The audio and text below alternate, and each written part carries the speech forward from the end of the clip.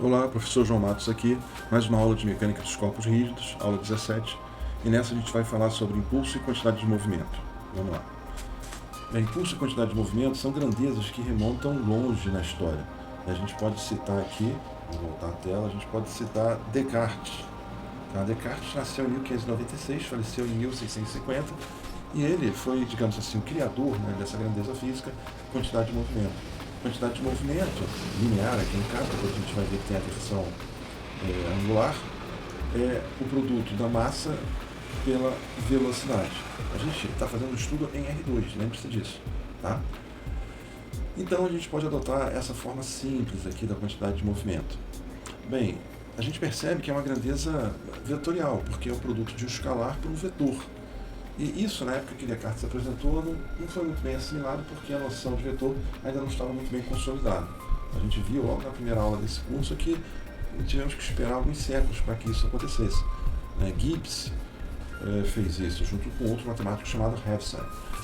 Então, embora hoje, né, seja largamente utilizada essa quantidade de movimento, essa grandeza, ela na época que foi criada não foi muito bem assimilada, né?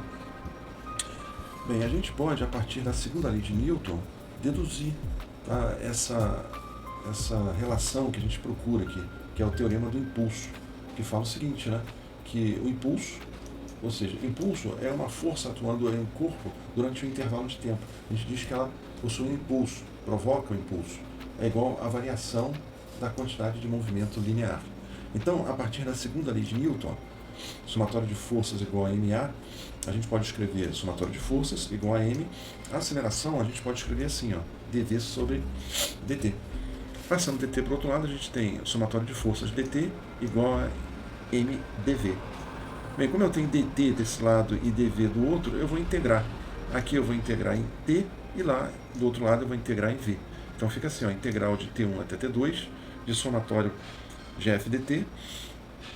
A massa, como é constante, eu posso colocar para fora da integral. Então fica assim, ó, massa e integral de V1 até V2 de dV. Bem, tem uma propriedade que me permite colocar esse somatório aqui para fora. Então fica somatório da integral de f dt. E do outro lado, né, fica integral de dV entre V1 e V2. Eu tenho aqui V1, V2 menos V1. Bem, essa grandeza aqui, ó, isso daqui a gente chama de impulso, tá?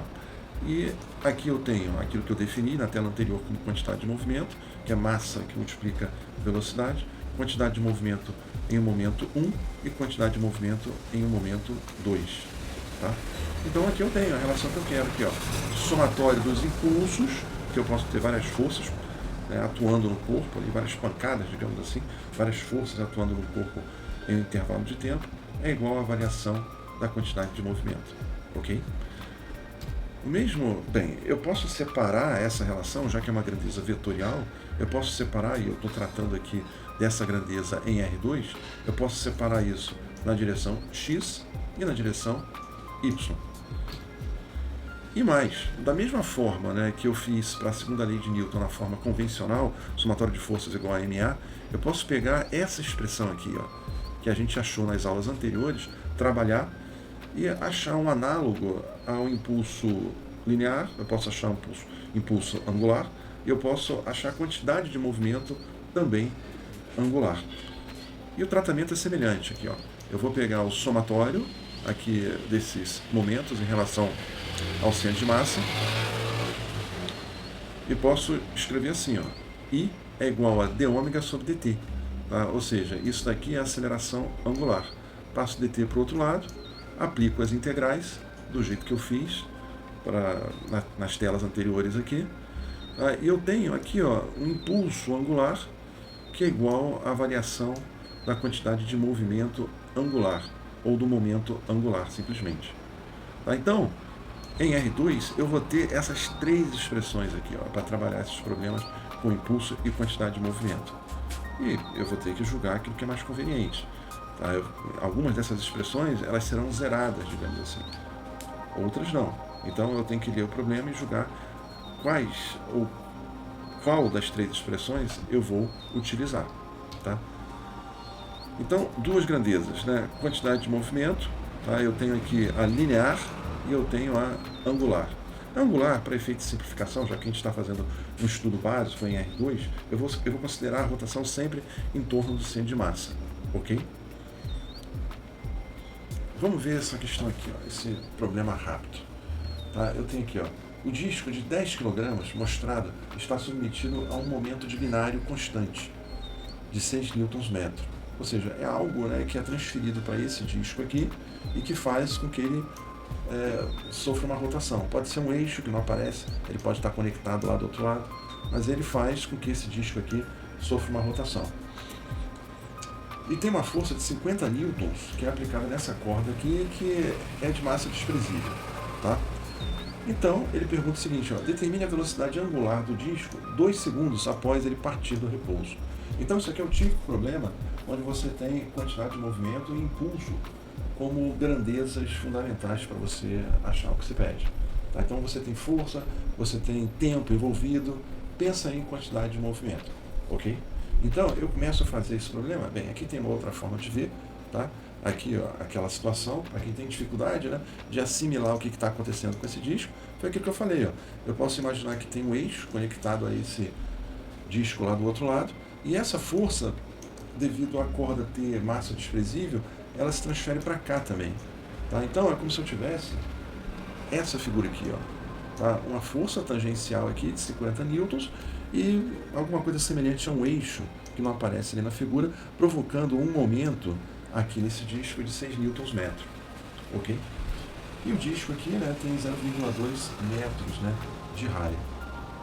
Então, o que a gente faz? A gente inicialmente coloca as três expressões relacionando impulso e quantidade de movimento, do jeito que estão aqui, impulso e quantidade de movimento. E aí eu vou analisar que forças são, digamos assim, que forças atuam ali e o que é relevante, né? Quais dessas expressões eu posso utilizar. Bem, para esse disco aqui, a primeira expressão, ela não é útil. Por quê? Porque eu não tenho velocidade na direção x. Tá? Perceba que isso daqui é uma grandeza vetorial, então eu tenho que adotar aqui, eixos, eu tenho que adotar um sistema referencial. Então eu não tenho velocidade em x. Então aquela expressão ali, ela desaparece para mim. Tudo ali se anula. A segunda expressão também, eu não tenho velocidade em y. Então a única expressão que me interessa aqui, é justamente a expressão que envolve momento e quantidade de movimento angular. Tá? Então eu tenho aqui, esse impulso angular causado aqui pelo binário que é aplicado, ou seja, 6 Nm. E eu tenho também o momento causado por essa força aqui. Tá? Então eu tenho dois impulsos angulares aqui, digamos assim, vamos utilizar essa expressão do binário e dessa força de 50 newtons que é aplicada ali tangencial, ok? Então eu quero, né, porque isso é mencionado no enunciado, a velocidade angular da bobina depois de 2 segundos. Eu sei que isso partiu do repouso. Se partiu do repouso, essa velocidade angular inicial é igual a zero. Bem, esse momento aqui do binário é 6. Os limites de integração, 0 a 2. O momento causado pela força é 50, que multiplica a distância até o centro. Né? Força vezes distância. E isso daqui é positivo, né? Porque eu adotei convenientemente esse sistema referencial, onde a rotação no sentido horário, ela vai ser positiva para mim. E essa força de 50 newtons provoca esse tipo de rotação. Então esse impulso aqui vai ser positivo, porque o momento que está aqui dentro é positivo. Tá? E do outro lado, né, eu tenho aqui, eu tenho I que multiplica ômega 2. Então, fazendo a integração, esse 6 pode sair, 50 que multiplica 0,2, 10, pode sair da integral também, e fica a integral de 0 a 2 dt, que é 2, tá? Então fica 6 que multiplica 2, mais 10 que multiplica 2. Do outro lado aqui, ó, eu tenho I ômega 2. Ômega 2 é o que eu quero. Lembra que eu falei para vocês que a gente não precisa ficar decorando o momento de inércia de massa? Realmente, a gente tem tabela para isso. E para um disco, o momento de inércia de massa é dado através dessa expressão aqui, ou seja, meio de mR2. Então, eu vou substituir, né, a massa do disco, e aqui, ó, é o raio do disco. Aqui é elevado ao quadrado. Tá? Fazendo as contas, eu tenho que esse momento de inércia de massa é igual a 0,2 kg metro quadrado. Bem, o problema agora ficou super simples, né? Basta introduzir esse 0,2 aqui. Então tenho 12 mais 20, que dá 32, 0,2 ômega 2. Vou passar isso para o outro lado, dividindo. Então o ômega 2 que eu tenho aqui é igual a 160 radianos por segundo. Então está aqui mais um recurso, né? Utilizando impulso e quantidade de movimento, tanto linear quanto angular, para a gente resolver problemas de mecânica dos corpos rígidos, que envolvem tempo, força, tá? E envolve, né, essa ideia, né, de deslocamento horizontal, deslocamento vertical ou apenas giro, ok? Então era isso que a gente tinha por hoje, vamos ficar por aqui, até mais.